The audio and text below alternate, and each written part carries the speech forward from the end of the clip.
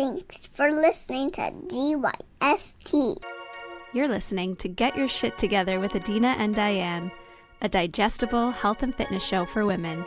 Real quick, the content of this podcast is intended for general information only and is not medical advice, diagnosis, or treatment. Chat with your healthcare provider before making changes, okay? Okay, cool. I think they got it. Let's jump right into this week's episode. Ooh, Sunday night, we are sleepy, but the show must go on. Oh my God. I'm so sleepy.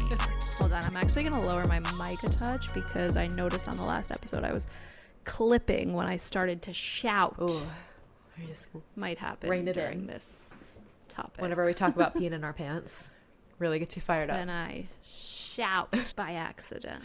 I think we both feel a little bit revived by our meat treats. Well, you had dinner, and over here it's lunchtime, and I was just at a flea market and had like a fun little Sunday, and a meat treat from my purse, of purse meat.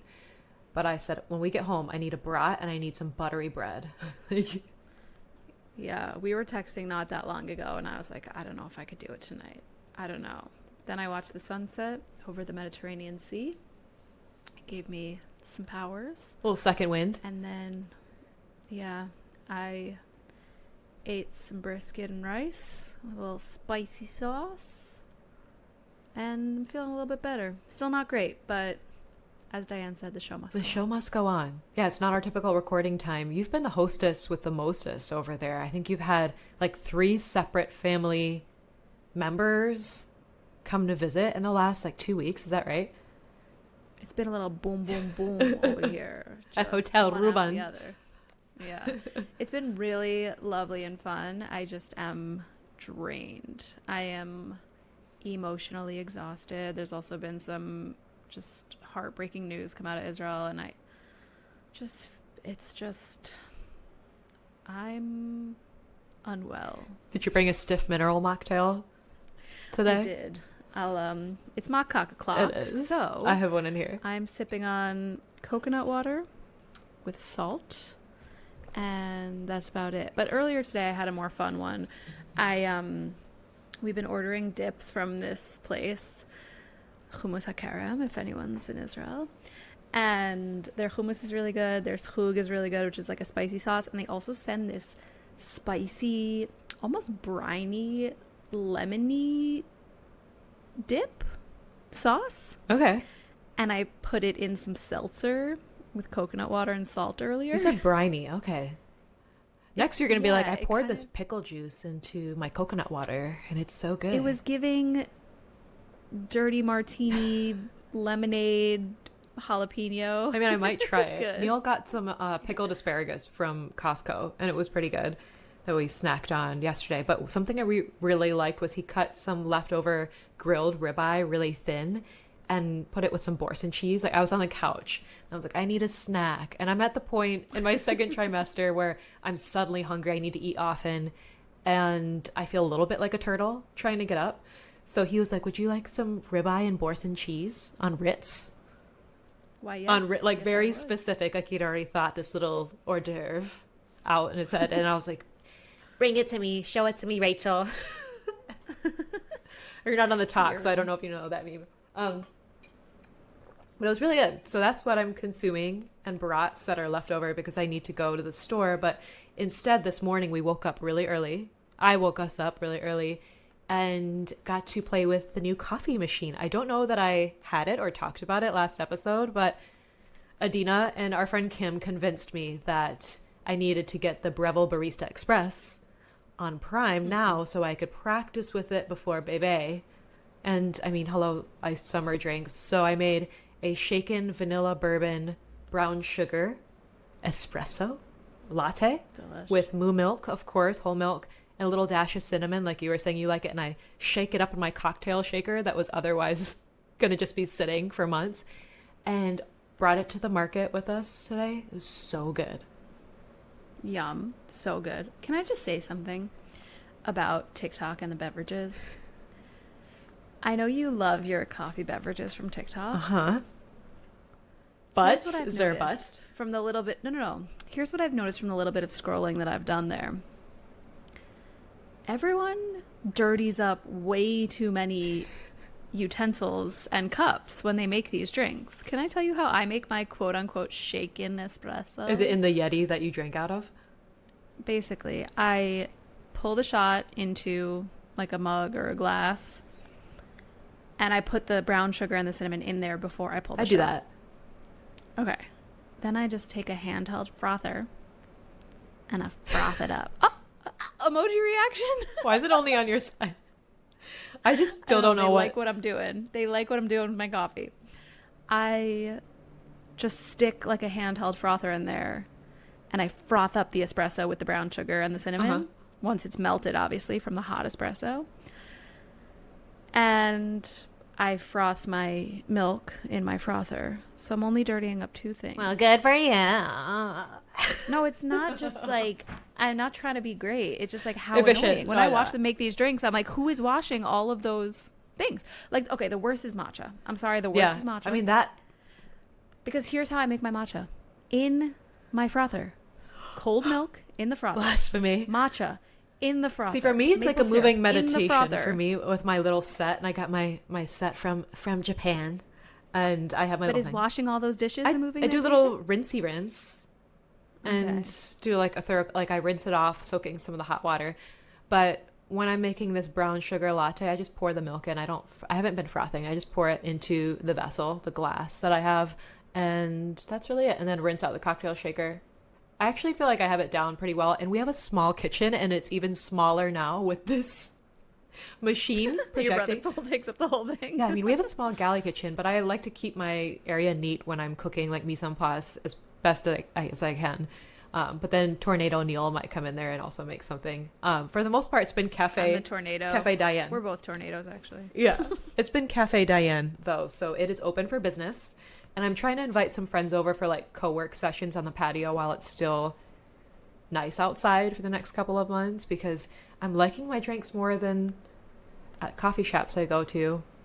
I got my better milk. You know, that's my take. Yeah. So making it really cozy over here. We went to an antique market and I had a great thrift success yesterday. I found vintage baby clothes. I'm trying to avoid maternity clothes as much as possible, so stretchy pants things. And at this point, my fingers can just find cotton, 100% cotton, linen, cashmere, like through the racks. I found this, someone said it was Clueless vibes, and I absolutely love that. It was like this orchid purple sweater with feathers. And then I found this really nice designer like cardigan, and it felt so luxurious. And I was like doing this in the store to see like, would I be able to easily use this with baby? Just whip a boob out.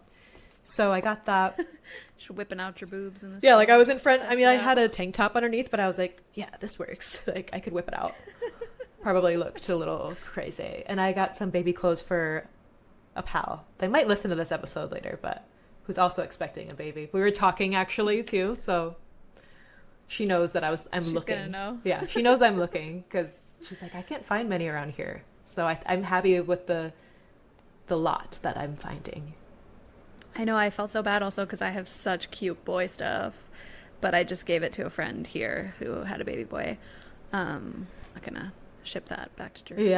Yeah, our friend's having a little fella sometime this fall before me. And then also today at the market, I found some pretty jewels from the same person that I bought a silver necklace from last time, little turquoise and silver. And similarly to my like thrifting philosophy, I really like finding older jewelry because it's unique and the metals are often better than like a lot of these gold plated trendy brands I'll see on Instagram. I'll probably get an ad now, but I can often find sterling silver and like Does 14 she want gold plated jewelry? Yeah. We'll send her some. something that will tarnish or turn your skin a different color. Like no thanks. I mean, sometimes trend stuff is fun, but I like when I can find something that'll last a long time. So it's been a fun full weekend over here.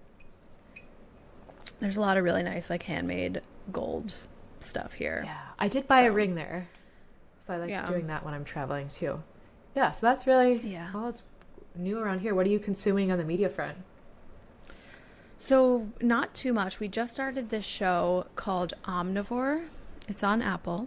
It's not a documentary. And no, I mean, I guess it's kind of highly produced, but like reminiscent of a lot of those food shows on Netflix that we were watching, Chef's Table, like those from a few years ago.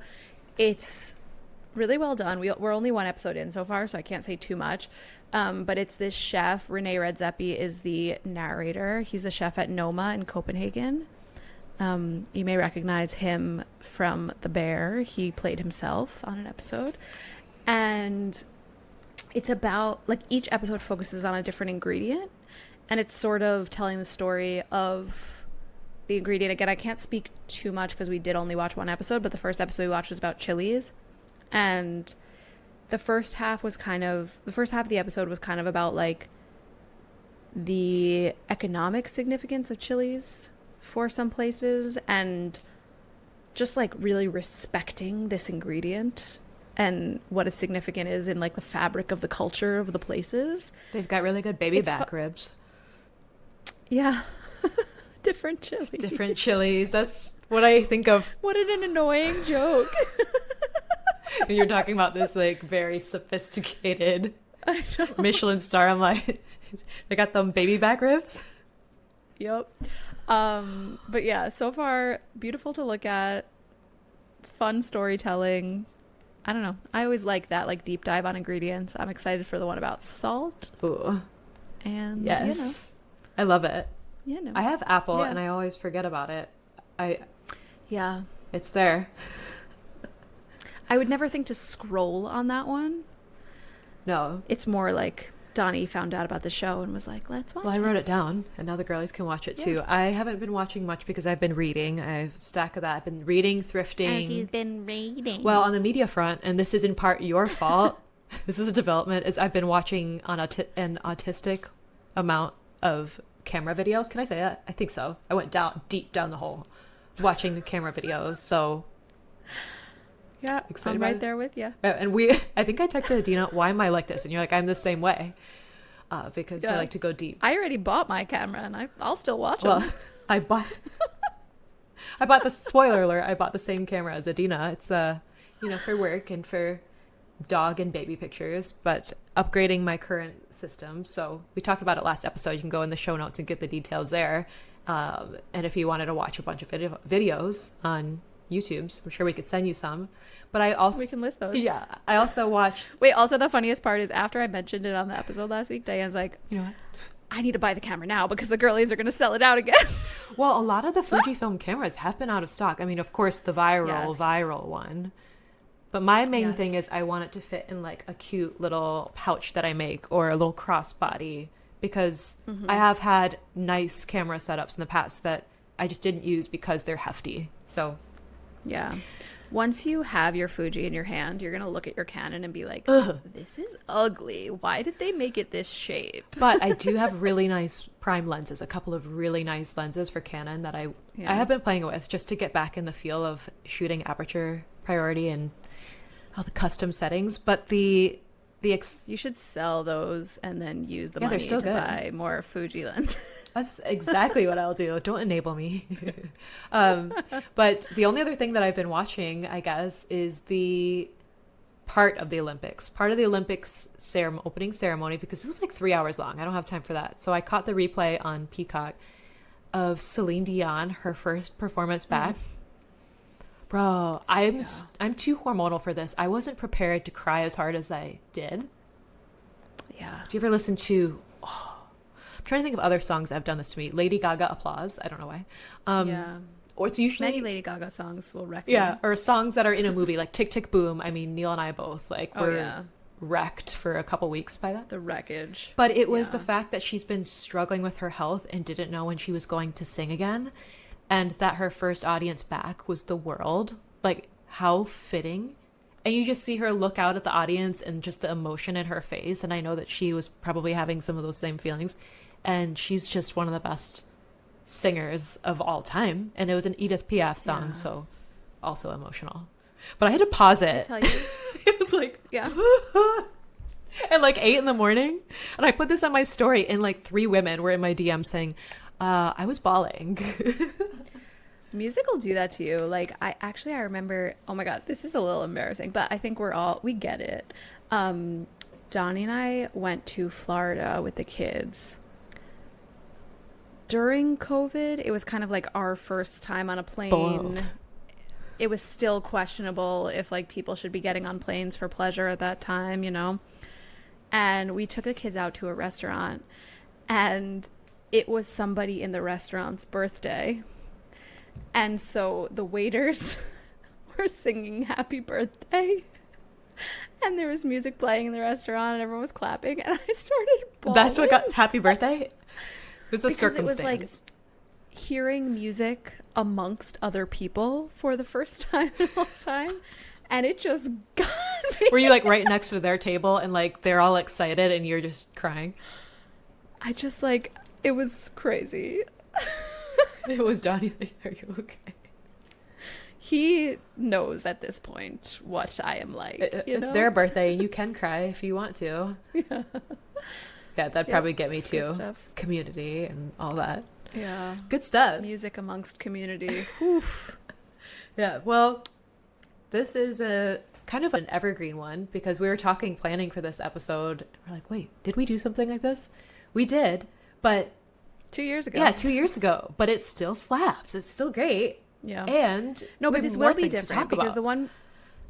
the one we did 2 years ago was a little more like pelvic floor overview, helping you to understand what are pelvic floor symptoms and what are things you should be considering if you've never given thought to your pelvic floor.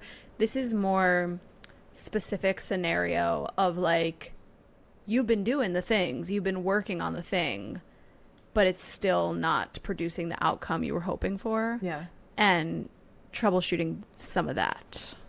And I mean, there are things that you can feel like you're doing right and then still feel frustrated by it and maybe tell yourself like, okay, well, maybe I'm just going to have to like wear a liner or be more cognizant of this or avoid certain movements.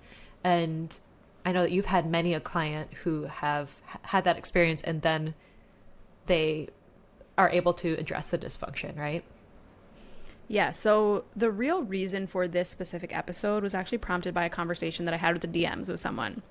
So as I was starting to sell the postpartum program, I was chatting a lot more on stories and in posts about peeing in your pants. And you guys been here a while, you know how we are. Like, I was being kind of cheeky with the way that I was talking about it. And I, you know, that tough love, like, you don't want to be peeing in your pants. And somebody reached out to me in the DMs and she was like, I have bought your programs. I have loved your programs. I have done them multiple times. They have supported me through different seasons of life. I have recommended them to people. I recommend them to my friends, family. I have had many, many wins in your program. But even after strength focused PT, even after all of that work, I'm still struggling with leaking, and these posts are making me feel bad.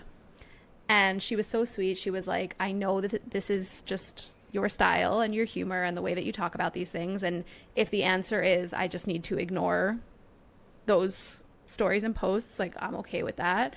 But I thought that you might want this feedback because I know you care about the way that you make women feel and your whole objective is empowering women.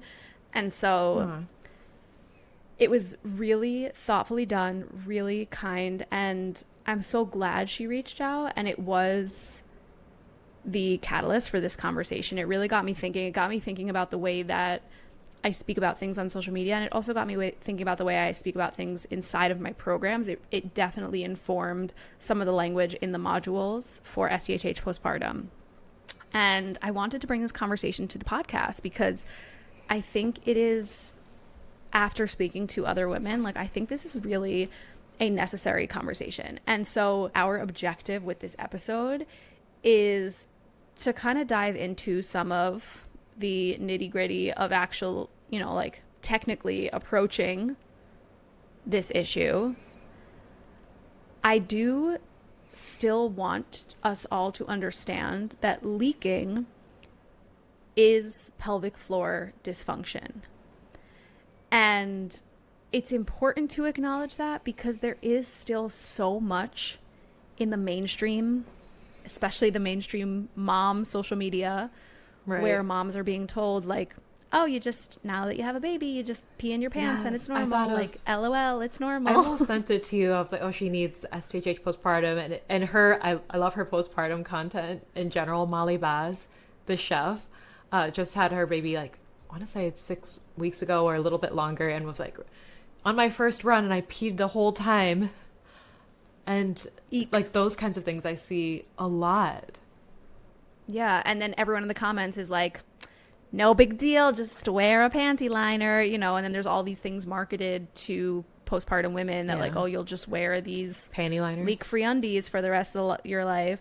And so there's a lot of layers to this conversation, and I hope we do it justice. But I wanted to acknowledge that there is still so much mainstream language telling you that it's fine, this is normal. And so for that, we want to be very specific about helping you to understand that this is still pelvic floor dysfunction. With that, it doesn't mean that you are dysfunctional or there is something wrong with you or you are broken if you are still struggling with this. We also want to take the time to acknowledge like what this timeline might actually look like for someone. Yeah, I think that would be with the helpful. understanding, yes, with the understanding that the goal is still to not leak with running, jumping, sneezing, coughing activity, with the understanding that it might come up sometimes. There might be scenarios in which like, oh, I thought I was past that, done with this. yeah. And then this thing came up and here. So kind of like really understanding the complexity of pelvic floor dysfunction.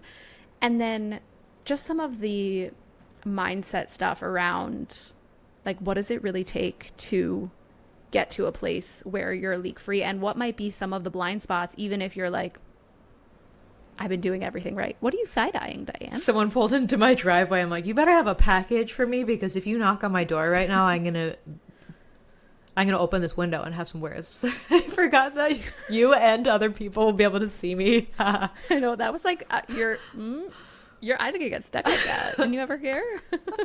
Sorry, you were saying some really important things, and I was listening. Yeah, Talking about the complexities of pelvic floor and PP.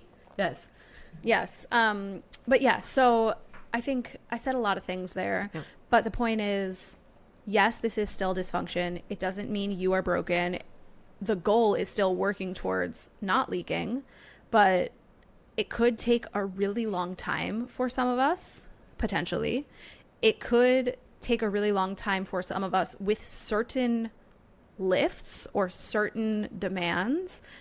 It could be totally fine, but then sneak back in because of certain circumstances. So to sum up, this is complex. There's a lot here. We never want you to feel like you are broken, but the ultimate goal is always working towards optimal function. Like, we don't want you to settle for peeing in your pants. Or panty liners, which you don't want Yes. around your undercarriage all the time, all day, every day anyway. That's true too. I think there's so much stuff marketed towards women as like, just wear this and it'll absorb the pee. But urine is still very irritating to the vulva. So if you're sitting in a liner or you know, special underwear or something that's supposed to absorb that, like, you do not want to be sitting in your urine all day. You get like a diaper rash or something, right? Mm-hmm. Yeah. It's not great. Yeah, not into it. And the common cotton liner, maybe sprayed with some things, Yes. as we saw in the recent news for tamps. So whether it's inside or right up against you, not too keen on that. I just love how there's things that we've been talking about for years, and then it comes into the mainstream and people are like, what? They are putting what in my tampons? Like, Yeah. And I'm like, yeah, of course they've been- they are. They've been doing that. Ugh. And we're all gonna like go free bleed like by a river in our community that we build together. Not quite. That's not for me. I need my night creams and my wing eyeliner and my Breville espresso. So I won't be doing that. Well, We'll make you a place to plug that in. I'm excited for this episode, and I'm glad that you're going to talk about the complexities, because I think too often, and we might have addressed this on the last episode, which is still a banger. We'll link it in the show notes. But I think too often I'll hear friends and women just talk about, well, I need to do Kegels, or I just really need to do Kegels. And that's the thing that they think they need to do, or just resign themselves to, like, that's just something that happens after you have had a baby. But I think it's important to note too that there are also women who have not had a baby who might have issues with urgency or with pelvic floor issues or with leaking. And I'm second trimester, like I said, so I'm starting to have some urgency or some issues that have popped up that I thought I was past. And similarly too with other issues, like it's easy to say, oh, I got past that. I had a great run where I wasn't leaking, or I didn't have a tummy ache or a headache, whatever it may be. But I love that we're going to talk about different root causes and different ways to go about it, and timelines too, like different expectations based on those factors. Mm-hmm. Yes, I think the big thing to take away from this is like pelvic floor function and pelvic health is so incredibly complex, and I just can't highlight that enough. Like when it comes to leaking, there are so many factors that we want to consider. It's not just like you can't hold like it. You said, like, yeah, it's not just like, oh, my pelvic floor is weak because I had a baby, I need to do my Kegels and then I won't leak. First of all, sometimes doing too many Kegels is actually causing the issue because the tension is what's creating like the leaking. You're too tight. You got that gorilla tight. grip going. It's so dumb how society plays such a role in how we think about our bodies. I know. Like, how dumb. So dumb. But yeah, like some of us may be thinking or have been advised by providers like, oh yeah, you just gotta do your Kegels, you're postpartum, so you gotta do your Kegels. And that can just create so much tension, tightness, tension, and that tension may be contributing to the leaking. So things like tension, things like coordination issues, right? So if we think about something like a sneeze, for example. So say we are sneezing and the way that our body is responding to that sneeze is by bearing down or putting pressure down. And that may be just like a habit that we formed at some point, or we've been holding in our sneezes and it's creating a lot of pressure down. Or for some reason, when we sneeze, we like clench our abs a certain way. These are just like habits and strategies that we develop, and it might be putting a lot of pressure down on the pelvic floor. So that could be as simple as like a coordination issue. And we just need to get the pelvic floor lifting and contracting on the, call it like the exhale of that sneeze, as opposed to pushing down. See, I'm so uncoordinated with like dance that's where my mind was going. And now I'm thinking about that with sneezes. The main thing I think of is like how to not be so loud when I sneeze. Right. And I'm like, be as loud as you possibly can, because when you scream, sometimes it helps you get that pelvic floor on board better. My grandpa used to be so aggressively loud, or my former coach, Tavari, like if he sneezed in the gym, like everyone heard it. I'm like that. I used to be like, like, I think I don't know where that came from, but maybe like I thought I wasn't supposed to make a lot of noise as a woman. Yeah, maybe that. And I was holding in my sneezes for so long, and then I was postpartum, and I was like, how come I'm peeing in my pants all the time? Not me, because I was like, what if my eyeball, like from the pressure that I'm trying to keep it, what if my eyeballs blow out of my head? Like that's what I used to think about. But that's the same thing. It's just like all that pressure you're holding in, and it's going somewhere. It's going to the weakest link. So I shout, and I've had a lot more success with sneezing without leaking. No, literally. It's funny because I did a demo of inside of SEHH postpartum. There's a whole section on how to sneeze without peeing in your pants. And did you make yourself sneeze? Yeah. So I faked it, but I shouted as an example. Yeah. And then when I was editing, I had to like lower the volume on the sneeze. You might have to with what I just did there, huh? It was crazy. It was a little crazy. But anyways, yeah, actually, like, I mean, this isn't an episode about sneezing, but shouting does help. Hot tip. So yes, things as simple as like coordination issues. So sometimes it's coordinating the action of the pelvic floor with the lift or with the jump, if we're talking about jumping or bouncing, plyometrics, things like that, running. Sometimes it's about the coordination more than anything. And keep in mind, when we talk about the complexity here, a lot of times it's a combination of all of these things.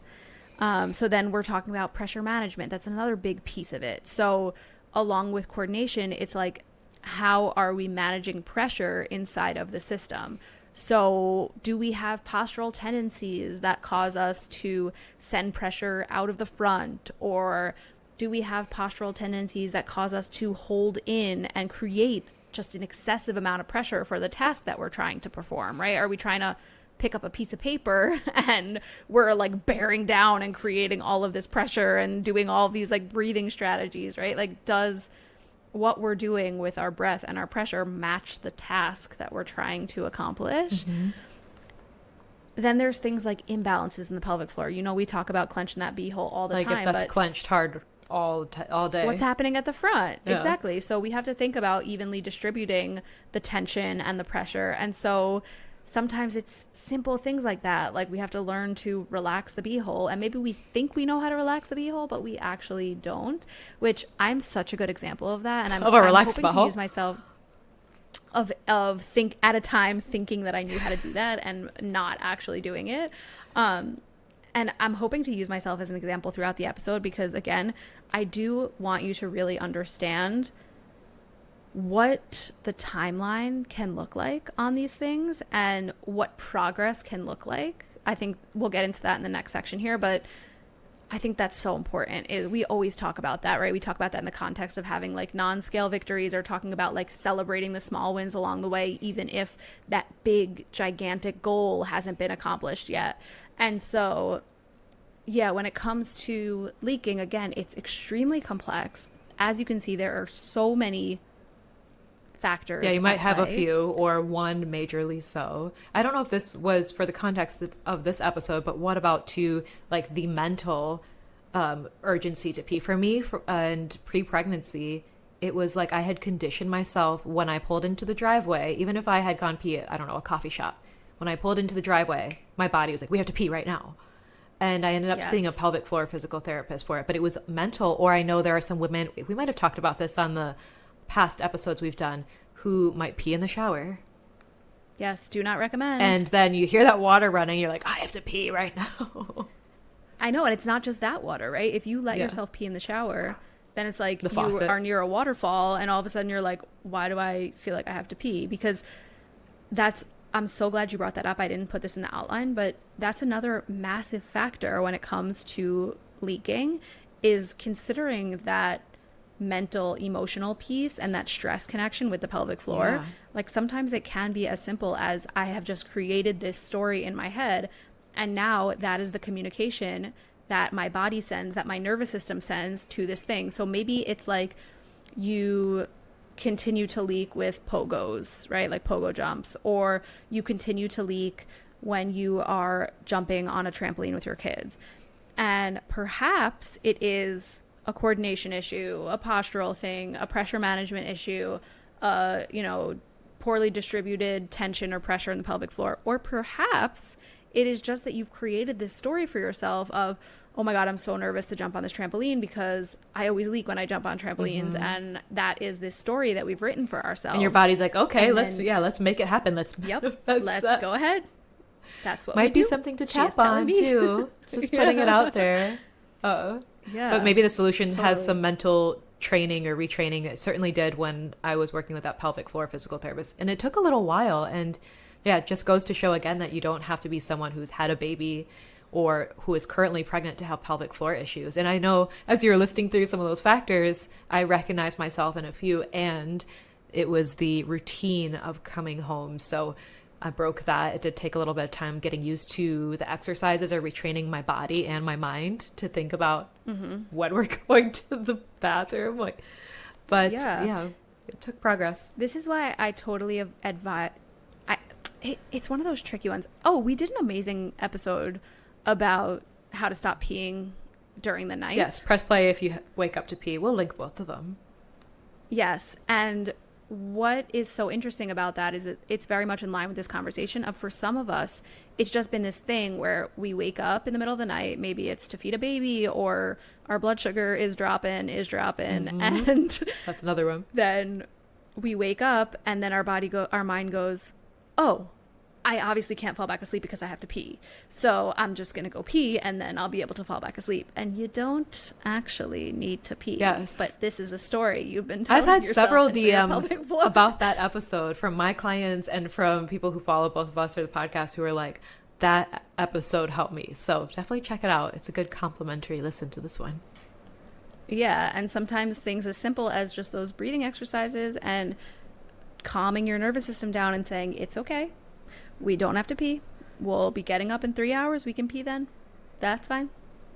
And this is similar to, like, I know it's so hard to talk yourself out of going for that just in case pee if you're going to be in the car for a while. The just in case pee. Yeah. Yeah. It's like, it's a tricky one because it's like, yeah, you kind of do if you don't know when the next time you're going to be near a bathroom is. But then you're training yourself that, like, every time you leave that house, you got to pee. Yeah. You got to pee. I've definitely heard that one quite a bit. So tell us some ways that people can assess progress. So maybe they're not completely pee free or like not completely to a place that they want to be with the optimal function, but what are some other signs that they're moving in the right direction? Yeah, so this is a huge reframe for a lot of people, is helping you to understand that getting stronger is still progress, even if some leaking is still present, or in the example of pain. A lot of times we think to ourselves, like, I need to be completely pain-free for this to have been successful. Yeah. Or I need to be completely leak-free for this to have been successful. But if you were leaking and weak, and now you are leaking and strong, that is still progress. Or if you were in a ton of pain and couldn't lift the things you needed to lift, like your kids, your car seat, your dog food, you know, whatever the thing is, and now you can lift those things, but you still experience some pain or some leaking, that is absolutely still progress and needs to be measured as such. More function and more capabilities is better, right? Like, this makes us better at living our lives. So that's extremely important. Yeah, not being all or nothing with goals. And I know it can take some reminding and practice to move away from that, right? But yeah, if you are thinking, oh, well, I've been doing what my pelvic floor physical therapist and Adina have been saying inside of SDHH, but it still happened and I'm starting over at day 0. No, you're not. So practice noticing these things. Yeah, practice noticing what things in your life have gotten easier because of your training. Even if you still are dealing with some leaking, can you put the car seat into the car more easily? Can you take those new plants out of your trunk more easily? Can you take that chicken feed out of the trunk more easily? These are specific. How many chicken feet do you have in that trunk of your car? I, by the way, get that feedback from clients all the time. About the chicken feet? We do have a lot of keys. We got a lot of farmers in STHH. We got a lot of midwives in STHH. A lot of birth workers. Yes. Like, we are specific. We have a lot of raw milk drinkers. Yeah, we're specific. We are specific. But yeah, that is really important to recognize. Like, pay attention to your daily life. Did walking up the stairs get easier? That's important, you know, like all of these things that we have to do. Did getting up off of the floor holding your baby get easier? That's really important, you know? So yeah, those are good examples. Paying attention to those things. And then this is something I really need everyone to understand. Leaking less, even if you are still leaking with certain tasks, lifts, demands, a specific amount of load or something like that, or just like excessive pressure. I'll talk about some examples there. Leaking less is still progress. So if you were leaking every single time you sneezed, or every single time you deadlifted, or every single time you swung a kettlebell, or every single time you jumped, and now you're not, but you're still leaking with this one specific lift. Like, maybe your deadlifts have gotten so much better, your swings have gotten so much better, but snatches are still giving you a little bit of leaking trouble, or swing cleans are great, but swings are still giving you a little bit of trouble, or swings are better, but swinging at a certain load for a certain amount of reps gives you some trouble. And I want to take a moment on this specific example because this was me very recently. And I think for some of our listeners who are down on themselves, it might really help to hear this. Leaking is something that I struggled with every postpartum for a while postpartum.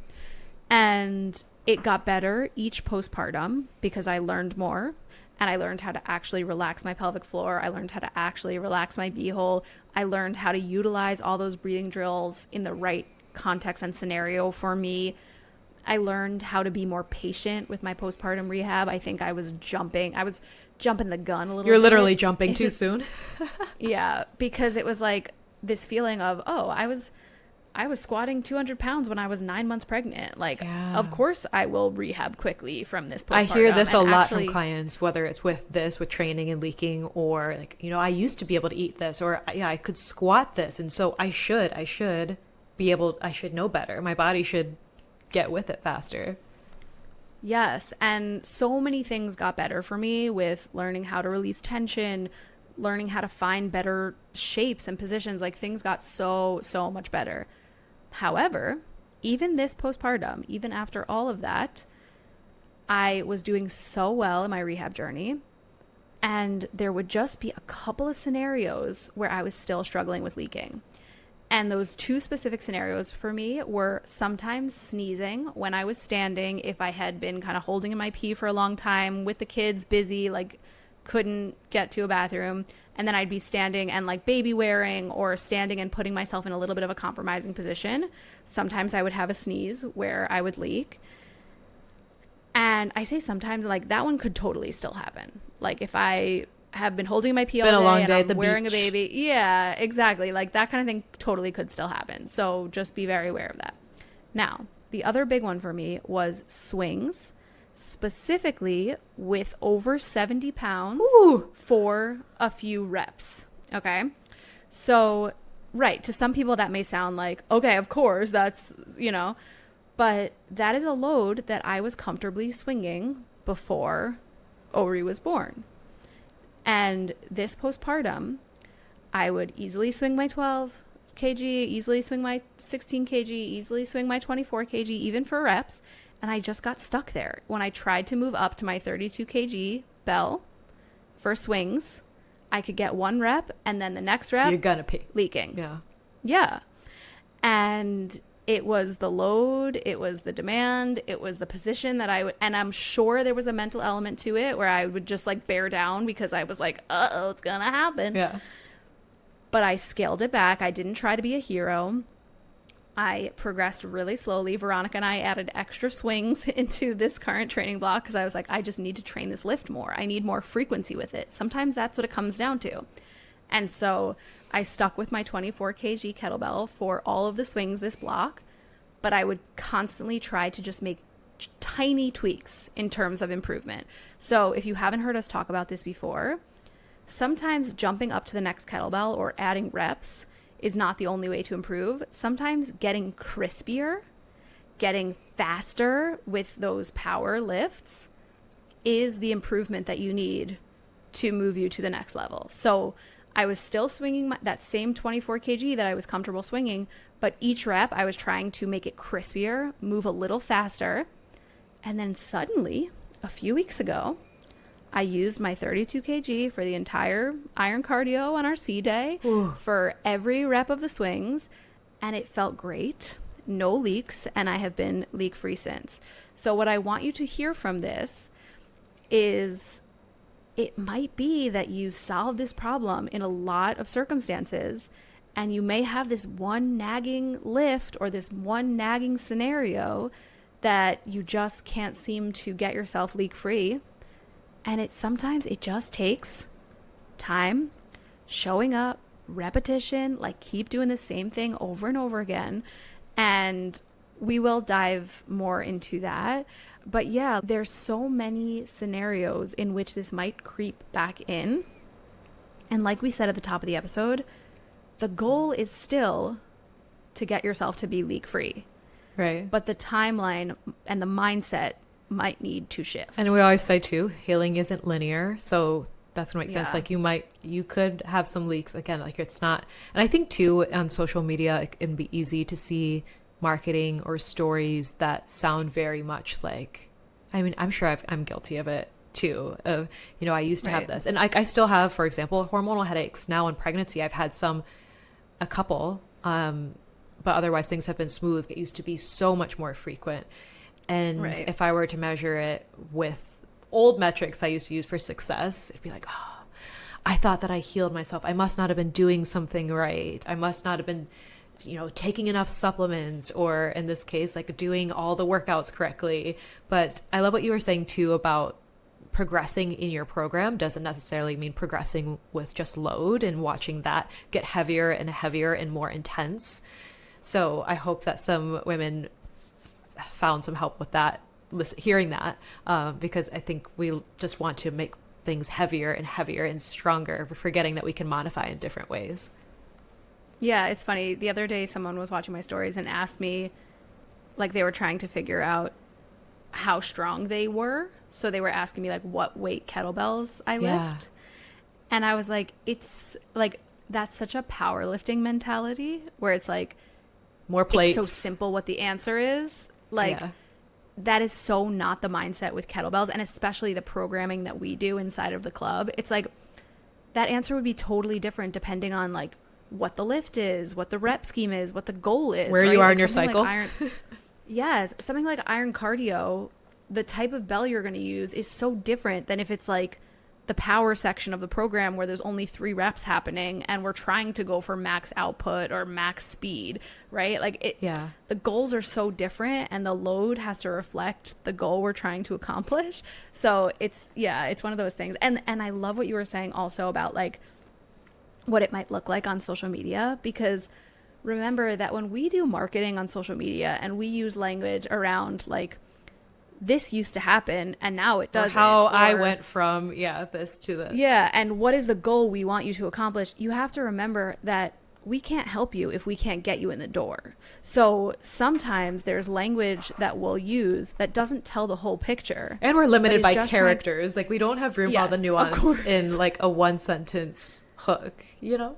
Right. And I've joked about this too. Like, STHH, if you want to really have success in STHH, you need to do it for at least a year and then for life.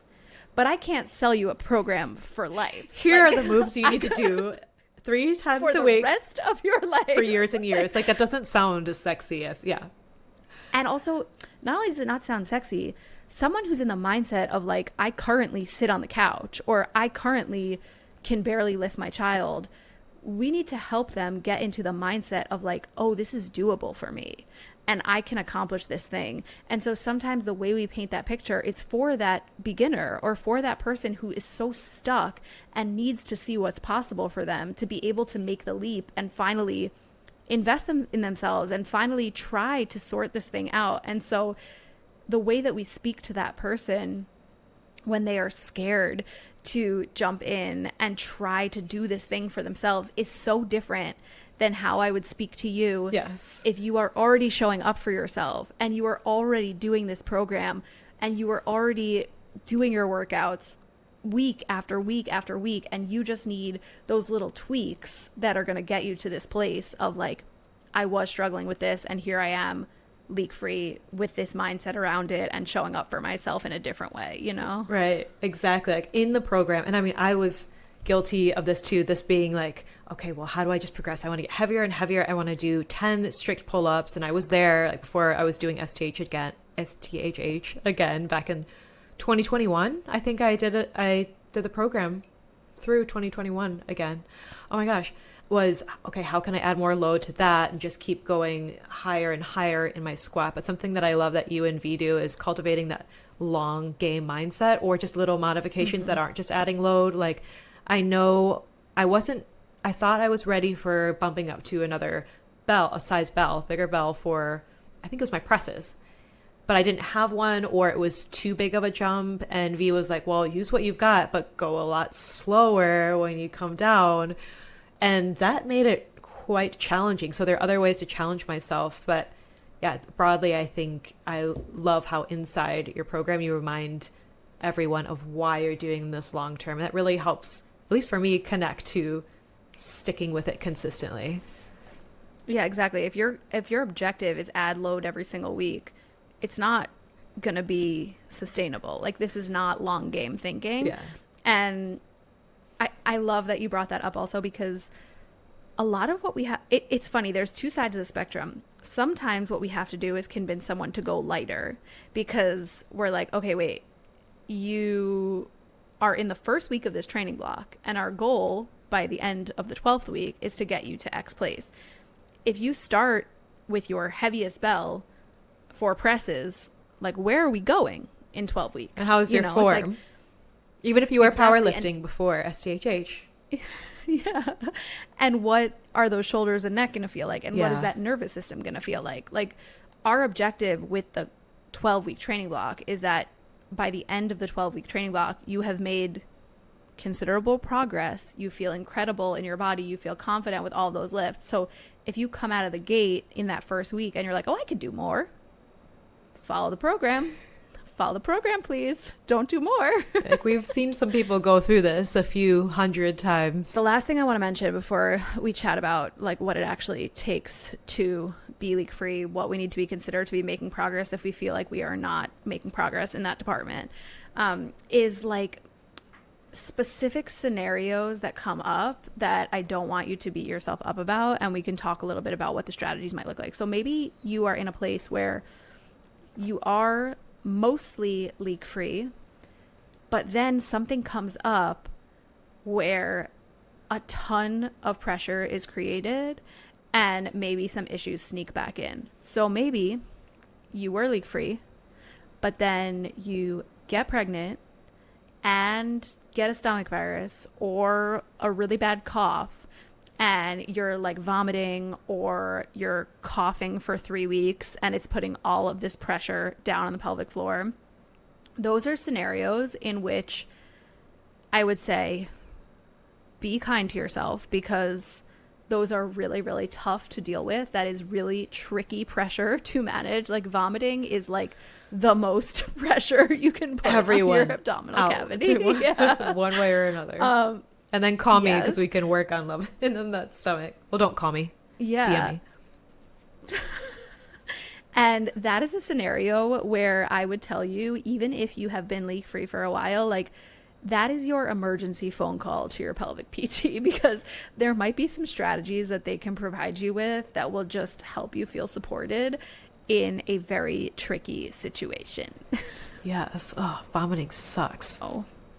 Everybody out. So what does it take to be leak free? We've talked about a lot of factors, a lot of mindset in this episode, which I think that we all could benefit from those reminders.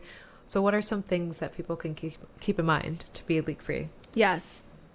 So like we've been saying this whole time, you need that long game mindset. You need that long haul mentality. And you need to understand that this isn't something for some people, given how much complexity is involved here, how many years we have been using certain strategies, how many factors there are when it comes to leaking, that pressure management, those pelvic imbalances, the demands of the task, like all this stuff. For some people, it could be quick. For some people, it's like, okay, I was struggling with leaking a little postpartum, and then I followed my postpartum rehab program, and a few months later, I am leak-free, and it's all fine and dandy. And for some of us, it can be years. It can be years, and it can be like things are going really well for 4 years, and then I got pregnant, or I started holding a lot of tension. Or you're really or stressed I hurt mentally, emotionally, and it can kick up then too. Yeah. Or like I hurt my foot and then I was in a boot and started limping, and then everything got funky at my pelvic floor again. Like, there's so many factors and so much involved in our pelvic health that we really just need to have patience, and we need to be here for the long game.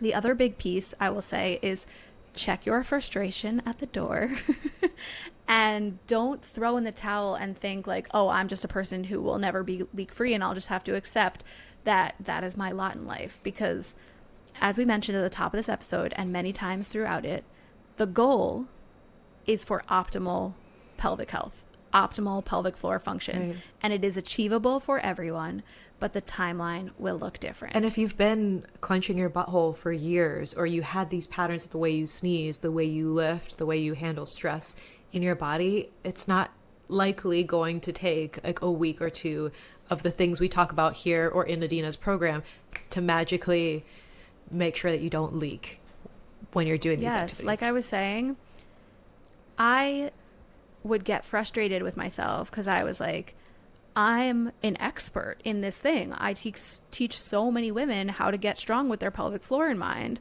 How is it that I'm still dealing with this thing? And then I have to remember that I've shared on this podcast many times that when I was like 14 years old, I went to a GI doctor because I was dealing with anal fissures, which I now know was a pelvic floor issue. So this has been a strategy of mine and a tendency of mine for how many years? 20 years. And maybe then it manifested as things like constipation and anal fissures. And then once I had babies, it manifested as leaking. So unlearning those habits really can take time. It can take time before we even figure out what the habit is that we need to unlearn, right? Like we had to unpack that those I two didn't know things that were I the shouldn't same. be clenching my butthole for so long. Are there, I mean, this is a quick aside, but I know someone's going to be wondering, like, are there things that you like to do to protect it? Like, let's say you're away from the comfort of home and you leak, like something happens and you leak. Are there things that you like, whether it's a liner or bringing a backup pair of undies? My mom always was like, when you're going on a trip, you always bring like 3 times the amount of underwear. Just, you never know in case you shit your pants or otherwise. Yeah. Like I mentioned at the top of this, about how like you wouldn't want to be sitting in your own urine. I would always just have a change if that's something that you think might be an issue for you. So like I said, it's not something that I think about unless I'm planning on swinging heavier than 70 pounds for multiple reps. But like if I knew I was going to be out all day and wearing a baby in a carrier, like maybe I would have a spare pair of shorts. But that, yeah. You said a spare pair of shorts. Not, is it because you're going commando in there and you don't have fun? yeah, always. You wear your Lulus with undies? Yeah, because I sweat so much. We talked about how someone thought that they were like telling me my black thong or something was visible in my leggings. I'm like, oh no, that's just my sweat. So yeah, no, I can't. Yeah, no. And things change in pregnancy with like things down there. So yeah, I'm wearing pH, underwear. all that stuff. I'm wearing underwear. Yeah. I will say my Vioris like have a lot of holes in the crotchal region. Oh, from like just where? The pH. No, Oh, the pH. Yeah. Oh, that's what happened. Yeah. Fascinating stuff. Girl, get some new ones. The time has come. I used to think it was just one pair. Like my gray ones I wore to death. And then I just noticed the other They're night. looking I was like assless chaps. No, literally. I got to send you a picture. Yeah. They look like a honeycomb. I think it's time. This episode is sponsored by Vori. Or should it be maybe from Lulu because maybe their fabric holds up more too. Yeah. That is my personal experience. I mean, next week for show and tell, I'll bring my viewers. I'll like see you through them. throw them away. And anyone who is listening to this and we're thinking about like undies, changing them, leaking, like throw out old ratty panties. Like get yourself some new undies. Freshies. Yeah. I'm trying to find some that I like now as the belly expands, but I do like a good undie in case I sweat through them. Yeah. For me, it's a sweating issue more than a PP issue. Yeah. I just accept it. I sweat under the boot. Well, I did change my shirt for this episode because the other one, it was long sleeve, but it was white to protect me from this getting too hot. But yeah, sometimes now it's just like underneath the boob. Just it's just there. That's standard. That's standard around here. You just feel it. Yes. So other things Just to a be leak free. What does it take? A good program. Okay. A good program. Yes. Mm-hmm. Yes. As we mentioned, it takes time. You got to keep showing up week after week. It takes consistency week after week, indefinitely, like For the rest of your life. Yeah. You guys can hear us say that. You get it. Yeah. It takes that. And then, yes, follow your program. This Be on a part's good calling me program out. This next bullet. and follow your program. If we write 7 seconds of pogos or 7 seconds of A skips or 7 seconds of high knee runs, we mean 7 seconds. Don't do 15. don't not time it. And if we write, if you are leaking, swap this exercise for toe taps using the 3 little dots. You do write that. Or swap this exercise for heavy marches using the 3 little dots. Don't just put on a panty liner and continue to do the pogos and pee. See, I'm Don't making do that. note because I see sometimes like 7 seconds and I'm like, that doesn't apply to me. I have got more gas in my tank. So I'm going to go longer here. And I mean, now I'm into my 5th month of pregnancy, week 21, whatever month. And I was doing pogos last week and I didn't pee before my workout. And I probably should have because I was hydrated, you know? And I was like, oh, I think I just leaked. There's also a baby that's like, new. you know, That's this new. is my impression of my baby. Yeah. Bouncing around while I'm bouncing around.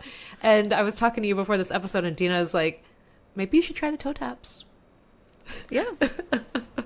We purposely put in regressions that make sense. And we're like, this is less demanding on the pelvic floor. Or I need to we'll regress. write, if you are dealing with leaking, here are some strategies that you can try that might help, you know. And this is a great one too. Like we were talking about the mental aspect of some of this and some of that bearing down that just happens because our brain is like, huh, huh, huh, and like that might be what's making us leak. Sometimes with pogos, I find that I learned this one from our friend Julia, who is my favorite strength focused pelvic PT. Sometimes if you just give someone a band to hold over their head or out in front of them, it's like that distracts them and then they don't put the pressure down when they're running or doing pogos. I'm going to use that for other things that stress me out, like maybe in labor or like, well, that's where they give the comb, but separate conversation, but, or just things I don't want to do. It just can distract you. I find like sometimes switching up the arm movement too. If you were always leaking with a certain arm movement and then all of a sudden I have you do this or like this, if you're watching on YouTube, I'm just swinging my arms in different directions. Sometimes it just like takes your brain away from being like, put pressure down, pee in pants, you know? That's what it's so saying. Yeah. To sum up, follow the program. Read the notes we write because they're good. We put a lot of work into the program, into the regressions, into the notes. So if you're struggling with leaking, follow the program. And hint, follow the STHH program. And obviously we're biased because Adina's program, I'm in her membership. And you might be thinking, well, I have this program I downloaded from such and such, or I follow this strength workout on YouTube, or my coach at the gym. But I'd say just from not the same. Looking at out there and looking at client food journals, talking to clients, talking to ladies, there aren't so many coaches who have this expertise that Adina does and that her co-coach Veronica do of working with women through postpartum who have had all these issues or concerns. And so you might have a coach who's like, yeah, do Kegels, or like they just might not know how to help you. So you could have the beauty of a great strength program and one that respects your hormones and your metabolism and one that helps you leak less. Like, so many things to love. How to toot your horn. Yeah, so good. Love it. Oh, love it. It's so fun. Veronica's like made me a better coach too. Like it's just a match made in heaven. It's so funny how many times we're programming and we come up with an idea for something, we say it at the same time. We're like, we literally say jinx like 1,000 times while we're programming because like we have the same brain. It's like you have ESPN or so something. Fun. No, truly. But yes, so on that, even if you have done STHH, first of all, especially if you did STHH self-paced and you're like, oh, I just keep repeating STHH. STHH is a great program and it is a wonderful foundational strength program and you could totally live there forever. But if you are really looking to dial in some of this stuff and you've been like peeping at the club but haven't joined us, the programming in there is so fun, so dynamic. We are constantly thinking about these things, and it's something that we're refreshing every 12 weeks. Like, we're writing new programming every 12 weeks.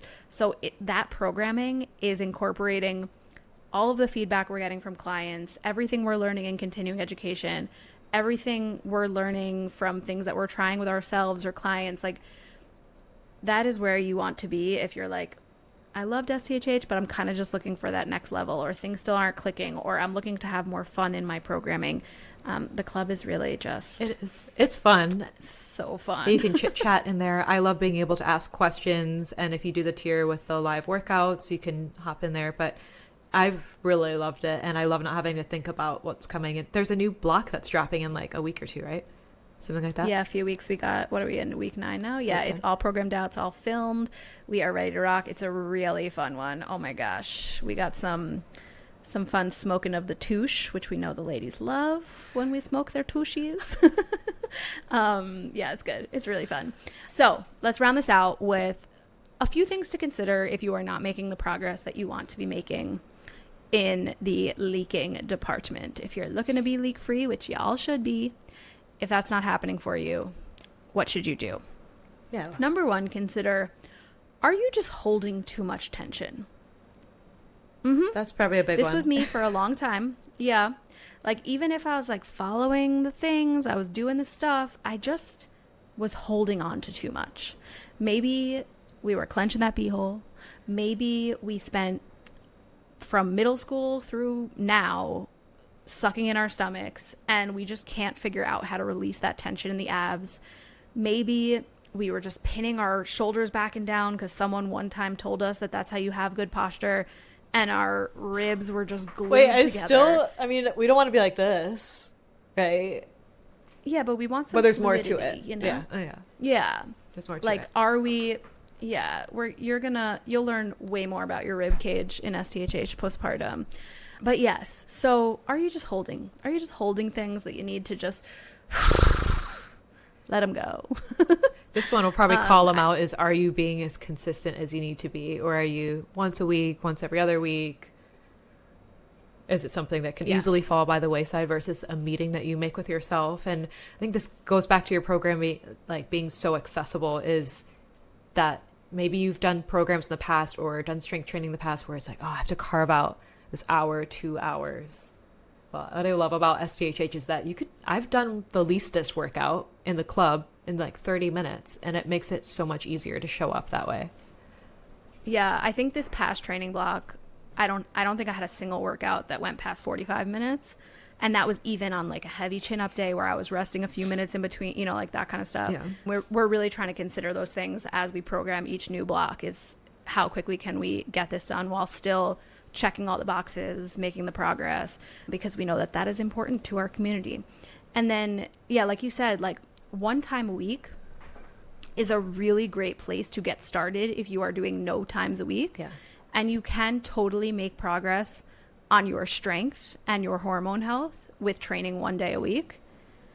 But if you are like, I am looking to dial it in and take it to the next level and really see where I can take this body in terms of athleticism, in terms of ditching pelvic floor issues, 2 to 3 times a week is going to serve you way better. So keep that in mind if that is something that you have not been doing. And then another thing is, are you skipping your breath work? Are you rushing through your breath work? Are you like, okay, 90, 5 times, check, you know? Or are you really using that opportunity to release the tension, to get the ribs moving, to dial the nervous system down? Because those things are really important. And maybe you were doing that when you first did STHH or when you were early postpartum, and now you're like, okay, I gotta get into the workout. Yeah, I gotta go. We gotta get this thing done. Don't skip it. Don't rush it. Be intentional. Relax. Do it. That will make a very big difference. And then the other stuff is just, I'm going to run through these quickly, but could each be their own episode, is thinking about this whole picture of all the stuff we're thinking about when it comes to pelvic floor function. Is perhaps you need more rib cage mobility. That's a really big one that I see come up for a lot of people. Is rotation at the rib cage is needed, space in those ribs, which we accomplish. You talk about that a lot with coaching. At first, I was like, space. Yes, you need to get space in that rib cage with that breath work where we're kind of like stretching from the inside, or with more rotational work or with more reaches. STHH postpartum is filled with reaching and rotating because I have seen it make such a massive difference for people with leaking symptoms, with diastasis, with shoulder pain, with hip pain. Just so much stuff is unlocked when we can actually find space in the ribs, rotate at the rib cage, reach effectively, and let our shoulder blades glide properly along our rib cage. Do we need more strength? Maybe it's as simple as we need to be progressing more in our strength program. Maybe we did STHH and we bought ourselves an 8 kg and a 12 kg and we just haven't bought new bells since, and we just keep repeating the same program with the same bells. You need to be progressing in your strength. It doesn't mean you need to be training for powerlifting and adding 5 pounds to the bar every single week. But if you're still using those same bells that you've been using for a year, it might be time. Get you some to buy bells. some new And bells. you need strength, period. I mean, I don't know that anyone has listened to this episode who has no interest in or doesn't currently do strength training, but I will have encountered some clients who are like, well, I don't know if I want to do the whole strength training thing. Can I just walk? And can I just walk, go for runs or do Pilates, be a Pilates princess? And like we've said this before in other episodes, if you enjoy those, cool. But if you're someone who liked to run before you were pregnant and now you have issues, like you need to work on strength in your body to be able to do those things. My successful and serious runners that do races and things, they like strength is a huge practice for them, and it's not either or. But yeah, we've said it before many times, every woman needs to be strength training. Yeah, go listen to any other movement episode of this podcast and you'll hear us talk about that. Yeah. So yes, strength. Another big piece is internal rotation at the hips and the pelvis. This is something I see missing for probably every single person I've ever worked with. So if you are postpartum, we got to work on that internal rotation. If you are struggling with leaking, we got to work on that internal rotation. You will not have a fully functioning and optimal pelvic floor with optimal pelvic floor function without internal rotation. It needs to be there. And so we've got to examine that and make sure that it's a big part of your program and that you're gaining strength in that position of internal rotation. It can't just be like a passive stretch. It has to be these dynamic lunges and things like that where we are accessing those positions with added strength. And then obviously we talk about this all the time, but unclenching that beehole and finding true length in your glutes. So truly learning how to hinge and lengthen your glutes is essential for bringing balance to the pelvic floor and proper function to the pelvic floor. And then, like we talked about with following that program, and when we write 7 seconds, we mean it. We need to make sure that you are having graded exposure to bouncing and jumping and force absorption. That we are in English. Diane's like, that you have speak shocks this to the people. Like your shocks in your body are. That's how I think that we have graded exposure. That we are slowly exposing you to a little more bit, bouncing, and then a little bit more, and a little bit more, and a little bit more of these progressions of bouncing and jumping. I was picking up what you're putting down, but I was like, graded exposure to bouncing. I know, I'm like, that is too much for this time on a Sunday. But yes, it can't just be like, I gave birth to a baby, I did nothing, or maybe I did some strength training and then I tried to jump on a trampoline, or then I tried to dance my face off at my best friend's wedding and I peed in my pants and can't figure out why. You need to slowly expose yourself to those tasks and then increase the demand a little bit and a little bit and a little bit. 7 seconds. And then 3 weeks later, 8 seconds. Slowly expose yourself. Later, 9 seconds. Yeah. So slowly just expose yourself. That's what you're hearing on this podcast. Tell the cops. It was only 7 seconds. As written. Yes. Okay. So that, and then learning how to truly, and I mean truly, relax your pelvic floor. Okay. Not just like I let go of the clench in my beehole for 1 second, like getting full length and full relaxation in the pelvic floor. The second to last thing I will mention to you is just single leg strength and like foot strength. Foot stuff. I did write foot stuff in the outline. We work on this so much in all of my programs, but specifically STHH postpartum. We are putting a big focus on getting those feet back online. So do your foot stuff online. Yeah, you talk about spreading it, like you talk about spreading it, the feet. Yes. Spread it online. I'm gonna have to, oh my gosh, revisit some of that myself as we were going for a walk with Doug, our pug, and I set down my right foot and I felt something shoot up from my coochie up my back, my neck, my back. How crazy is that? And I was by like, the way? from my foot, and it was my right foot sometimes, and sometimes it's like a light step, and it can just surprise shoot up from my pelvic floor into my back. So yep, it's all connected. I'll be working on it. Yeah, roll out those feet. And then just the last thing here is just awareness and intention. Like, we talk about this all the time, but are you being truly intentional with your strength training? Are you really paying attention? People always ask me like how I work out without music. And I'm like, how do you focus on all the things you need to be focusing on if you're listening to music? Like, it pumps me up in this body. Yeah. I mean, some of the PRs I have made would not have happened without Space Jam, Adina. No, I get that. I do get it. But I'm like, I have so much to think about here. Like, I need to be in this body. But yeah, just bringing awareness to this whole picture, bringing intention to this whole picture, and just slowly, ever so slowly, putting the pieces back together. Yes.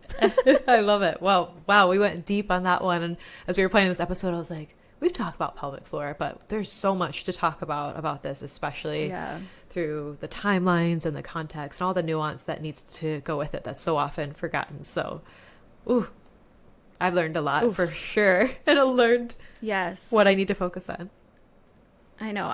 I hope that the person who sent me that message listens to this episode and hears what she needed to hear and knows that it really did impact me deeply. And for those of you who have been struggling silently with leaking, hopefully this episode felt good to hear and gave you some things to think about and gave you some hope that this is totally a goal that can still be on your mind and it is totally doable for you.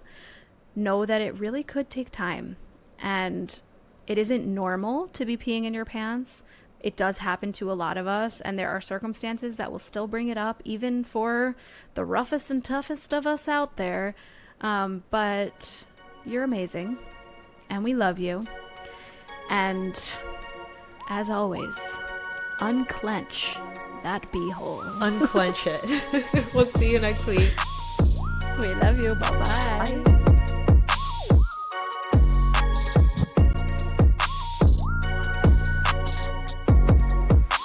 Thanks for listening to the GYST podcast. As always, your ratings and reviews mean the world to us.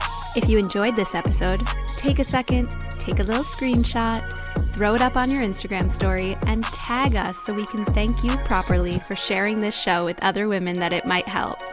See you next week. We love you. Bye.